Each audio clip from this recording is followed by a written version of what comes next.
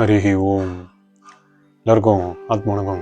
இன்னைக்கு வீடியோவில் வந்து பரமஹம்ச யோகானந்தர்ஜி பற்றி தான் நம்ம திரும்பவும் பேச போகிறோம். பரமஹம்ச யோகானந்தர்ஜியோடைய கிரியா யோகம் அப்படின்ற மிகப்பெரிய அந்த ஒரு சாதனையை பற்றி தான் பேச போகிறோம். இதுக்குள்ள இந்த சேனலை வந்து நீங்கள் மறக்காமல் சப்ஸ்கிரைப் பண்ணிக்கோங்க. இந்த மாதிரி நிறைய வீடியோஸ் மட்டும் இல்லாமல் ஆக்சுவலாக ரகசியமான வீடியோஸ் ஆன்மீகத்தை பற்றி ரொம்ப ரகசியமானது பப்ளிக்காக சொல்ல முடியாதுன்றதுனால அதுக்கு ஒரு மதிப்பு வச்சு ஜாயின் பட்டன்ன்றது ஒன்று வச்சுருக்கோம். அதில் நீங்கள் என்ன சப்ஸ்கிரிப்ஷன் வேணால் வச்சு நீங்கள் ஜாயின் பண்ணிக்கலாம். அதுலேயும் வீடியோஸ் இருக்கும். ஸோ மறக்காமல் அது பண்ணிக்கோங்க.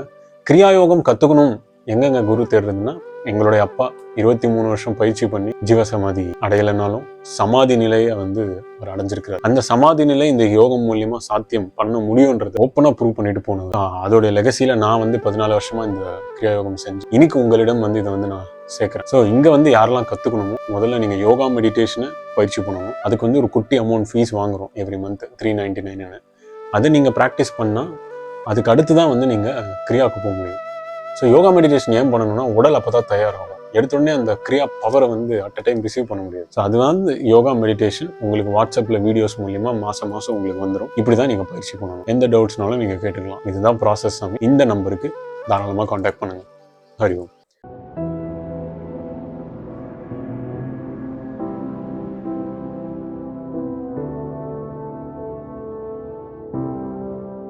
பரமஹம்ச யோகானந்தர் வந்து ஆக்சுவலாக இன்னைக்கு அவர் ராஞ்சியில் இந்த ஒரு உபதேசங்கள் எல்லாமே வந்து ப்ராக்டிஸ் பண்ணக்கூடிய ஒரு ஸ்டேட்ல மக்கள் வந்து தயாராகிட்டே இருப்பாங்க. இப்போ பரமஹம்ச யோகானந்தர்ஜி என்ன பண்ணுவாருன்னா, எல்லா மக்களுக்குமே வந்து இந்த யோகா சொல்லி கொடுக்கணும், ஃபிட்னஸ் ஆகுறாங்க, நல்ல சுபிக்ஷத்தோட லைஃப்பை வாழணும், சக்ஸஸ்ஃபுல்லாக வாழணும், அவங்க நினைக்கிறதெல்லாம் நடக்கணும். ஒரு மனிதருக்குள்ளேயும் இப்போ ஒரு மனிதர் அவர்கிட்ட வராரு அப்படின்னா, ராஞ்சியிலே வந்து அவர் இந்த ஆசிரமத்துக்கு போகும்போது ஒரு மனிதருக்குள்ளேயும் ஏன் மனிதர் வந்து சஃபர் ஆறாரு, எதனால மனுஷன் வந்து சஃபர் ஆகணும் அப்படின்றத பார்ப்பார். எதனால அந்த மனுஷனுக்குள்ள என்ன பிரச்சனை அப்படின்றத அவர் வந்து தேடுவார். இது வந்து இந்த செய்திகள்லாம் அவர் அப்படியே தேட இந்த வாழ்க்கை என்னடா, இது வந்து துக்க வாழ்க்கையா, நரக வாழ்க்கையா, ஏன் மனிதன் வந்து அவனே ஒரு மாயையில விழுந்து அந்த நரகத்தை அவனே வந்து வர வச்சுக்கிறான். குழந்தை இல்லைன்னா ஒரு பிரச்சனை, குழந்தை இருந்தா ஒரு பிரச்சனை. ஒருத்தருக்கு வந்து ஃபினான்ஷியல் பிரச்சனை எல்லாம் அப்பெல்லாம் கிடையாதுங்க. அப்பெல்லாம் பணம் பிரச்சனையே கிடையாது. ஒவ்வொரு மனுஷன் கிட்ட இந்த ஒரு துக்கத்தை எடுக்கிறதுக்கு என்ன ப்ராசஸ் அப்படின்றத யுக்தேஸ்வர் கிரி கிட்ட கேட்பார். அப்ப யுக்தேஸ்வர் ஐயா சொல்லுவாரு, தான் மண்ணுக்குள்ள அவனே தான் புதஞ்சுக்கிறான், அதனால அதெல்லாம் மாத்துறது உன்னுடைய இது இல்ல முக்குந்தா, அதெல்லாம் உன்னால மாத்த முடியாது. அவங்களுடைய பேராசைகள் தான் அவனுக்கு மண்ணு, அவன் அதுலயே வந்து புதஞ்சு போயிடுவான். ஆசை இருக்கலாம், பேராசை இருக்கக்கூடாது. ஆசைப்பட்டதுல தப்பு இல்லை அப்படின்ற மாதிரி அவர் சொல்லும்போது, அப்ப ஏன் வந்து இந்த மாணவனை இறைவன் உருவாக்கணும், எதனால இந்த சிருஷ்டியை உருவாக்குனாரு அப்படின்னு யுக்தேஸ்வர் கேட்கும்போது சொல்லுவாரு.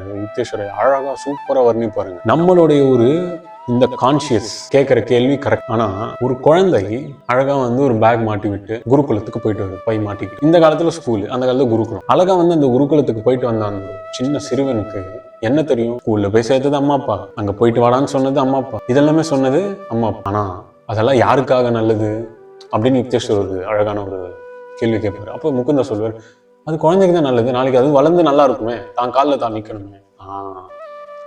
இதுதான்ப்பா கடவுள். புரியுதுங்களா? சிருஷ்டியை உருவாக்கிட்டாருப்பா. சிருஷ்டியை உருவாக்கின பின்பாடு மனிதனுக்கு கொடுக்க வேண்டிய எல்லாத்தையுமே கொடுத்துட்டோம். கடவுள் கொடுத்துருவாரு.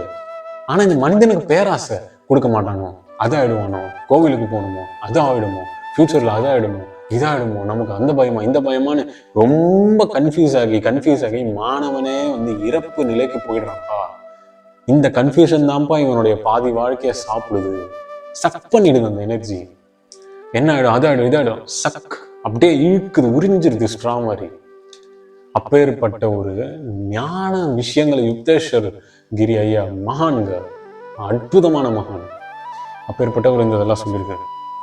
சரி, இப்போ இதெல்லாம் வந்து பிராக்டிஸ் என்ன பண்ணணும் அப்படின்னா, மாணவன் இறைவனை தேடுறதுக்கான ரூட் கண்டுபிடிக்கணும்.